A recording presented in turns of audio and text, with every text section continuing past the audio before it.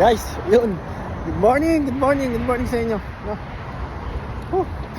So guys, nandito nga pala tayo sa Vancouver. No? So meron lang tayong pinuntahan dyan. At nadaanan natin ito. Guys, ito yung trending din to guys. Trending din.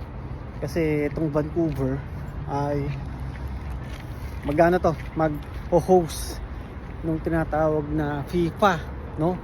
Ngayong darating na June 13 to July to, alam ko no? So pakita ko sa inyo guys yung globe na ginawa nila, no? Actually ano to, Science World tong lugar na to, na kadalasan isa rin to sa mga iconic na tourist spot dito sa Vancouver, no? Yan guys, oh. Yun, yan, oh. Nakita nyo?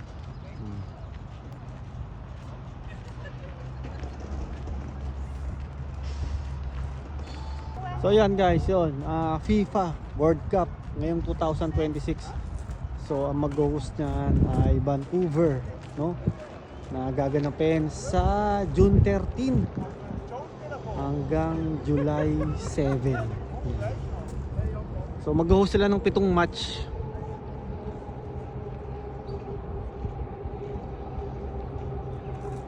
No.